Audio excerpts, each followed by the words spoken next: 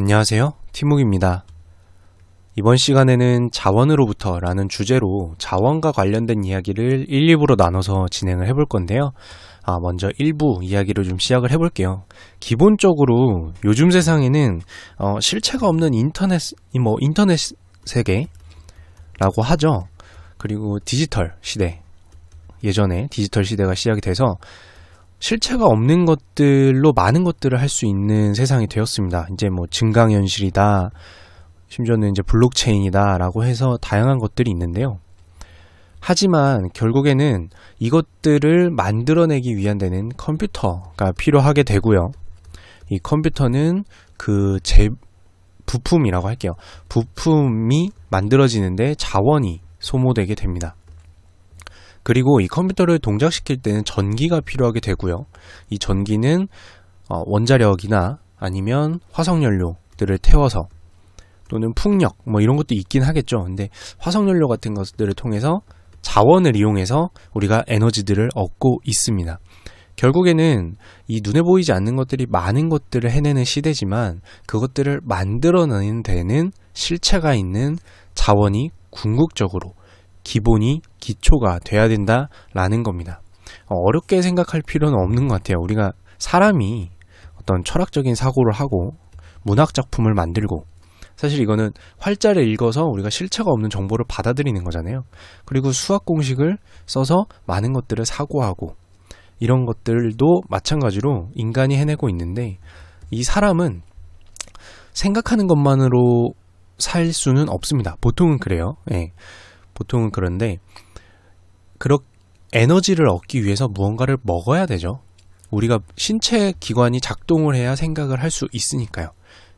여기서 바로 식품이 자원이라고 생각할 수 있습니다. 사실 큰 범위에서는 이 음식료들도 자원이에요. 공기도 마찬가지 자원인 거고, 그래서 눈에 보이지 않는 어떤 뛰어난 것들을 만들기 위해서도 결국에는 자원이 필요하고, 그 자원은 무에서 유를 창조하는 것들이 가능해지기 전까지는 대체 불가능한, 이 세상에 없어서는 안 되는 존재라고 할 수 있습니다. 자원이 중요하다라는 이야기를 한 건데요.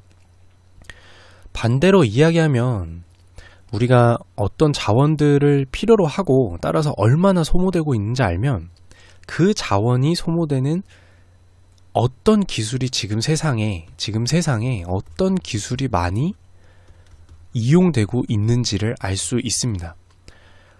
쉬운 예를 들어서 우리가 컴퓨터를 많이 소모하고 있잖아요. 어떤 이유에서든 게임을 하든 아니면 인공지능을 작동을 시키든 결국에는 반도체가 많이 들어가게 되고요. 이 반도체에 들어가고 있는 굴이나 니켈이라든지 다양한 수많은 재료들이 필요하게 됩니다. 결국에는 지금 세상에 많이 필요한 이 컴퓨터 기술들이 앞으로 더 많이 필요해진다라고 가정을 했을 때는 반도체가 더 많이 필요하게 될 거고요. 아마 아시는 분들은 아시겠지만 반도체 가격이 계속해서 상승을 했죠. 그 이면에는 우리가 많이 사용할 수밖에 없는 자원들의 가격의 상승도 역시 동반하고 있습니다. 이거를 반대로 이야기를 해보는 거예요. 결국에는 우리가 이 자원들의 가격을 지켜보고 있으면요, 이 자원의 가격은 세상이 지금 뭘 필요로 하고 있는지를 말하고 있기 때문에 이 가격을 보거나 가격이 말하고 있는 것들을 듣고 있으면 우리 세상이 어떤 기술을 필요로 하고 있는지를 알 수가 있다라는 얘기를 하는 겁니다. 저는 항상 이야기를 하는데, 저는 세상을 보는 것이죠. 그 보는 것을 목적으로 삼고 있습니다.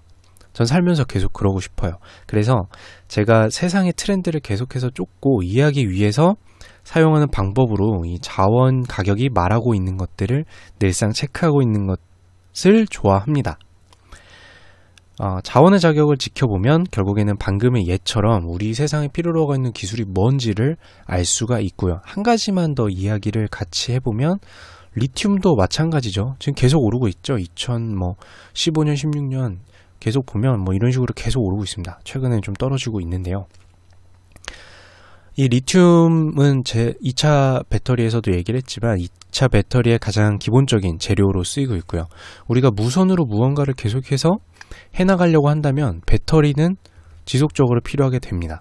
심지어 전기차라는 것도 등장을 할 것이기 때문에 배터리는 계속해서 필요하게 되겠죠. 그러면 이 배터리가 계속 사용되고 있는 리튬은 가격이 상승하고 있습니다. 반대로 얘기하면 우리가 리튬 가격을 보고 있으면 이 배터리는 계속해서 필요로 하고 있기 때문에 수요 공급에 따라서 계속 필요로 하는 수요가 증가하면 가격이 증가하죠.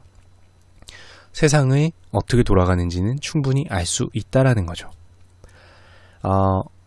다시 좀 더 한 단계만 더 생각을 해보면요. 이 자원 가격을 지켜보고 있다 보면 무엇을 또 알 수 있냐면 신기술이 등장을 했을 때예요. 신기술 또는 기존에 있는 기술이 업그레이드가 됐을 때입니다. 그러면 이 자원 가격을 보고 있으면 똑똑하신 분들이 연구가 나오고 그 연구를 기반으로 기업이 자본을 들여서 설비를 증설하고 그 자원을 사기 시작할 테니까 우리는 반대로 그 자원 가격을 보고 있으면 이 똑똑한 분들이 무엇 때문에 실제로 움직이기 시작했을 때 똑똑한 사람들의 그런 행동을 최소한 행동으로 이어졌을 때만이라도 놓치지 않고 찾아볼 수 있는 어떤 기회로 삼을 수 있다라는 얘기가 됩니다.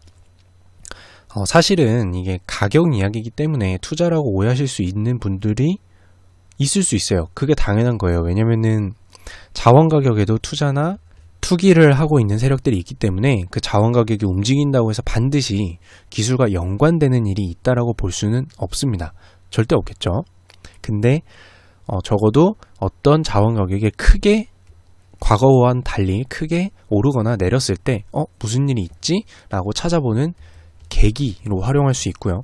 찾아보니까 그냥 아무 의미 없이 흔들린 걸 수도 있는데 지속적으로 추세가 계속돼서 찾아보니 어느 순간 몇 개씩 칼럼이나 소수의 기사가 등장하게 되겠죠.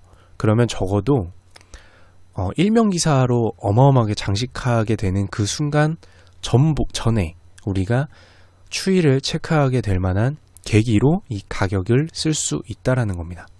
적어도 가격이 늘 답이라는 것은 아니지만 그것이 무언가 이유를 갖고 있을 때 그 이유가 특히 기술 변혁이라는 이유를 갖고 있을 때 우리가 충분히 그거를 쫓을 수 있는 이유는 된다라고 해서 좀 제시를 해봤습니다. 결론적으로 실체가 보이지 않는 것을 통해서 많은 것들을 할 수 있게 된 세상이지만요. 우리는 이 가격이라는 것을 또 이용해서 특정 자원을 기반으로 하는 어떤 기술들의 대부분의 기사를 점유하기 전에 IT 관련 기사를 점유하기 전에 무슨 기술들이 등장하고 최소한 기업의 자본이나 국가의 자본이 움직일 때 우리는 이것들을 체크할 수 있을까라는 방향에서 알아보게 되었습니다. 저 같은 경우에는 그래서 이제 프로그래밍 공부를 좀 해서 이 가격들의 추이를 늘 체크를 하는데 그거를 제가 늘 보고 있으면 좀 효율적이지 못하잖아요. 우리 다들 알고 있는 이제 표준 편차에서 2에서 3배 이상 움직일 때 이거는 좀 다 달라야겠죠. 2배에서 3배 움직일 땐 알려주면 그때 이제 뉴스 기사를 관련 자원의 뉴스 기사 알아봐서 이런 일이 있구나 라고 해서 재밌어 하는 그런 방식으로 활용을 좀 하고 있습니다. 그래서 하나의 큰 맥락의 이야기를 여기까지 하게 되었는데요. 자원 가격으로 우린 세상의 많은 것들을 좀 먼저 무슨 일이 벌어지는지 알 수 있지 않을까요? 라는 얘기를 진행했고요.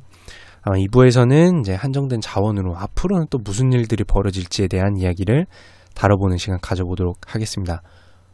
우선 여기까지 티묵이었습니다.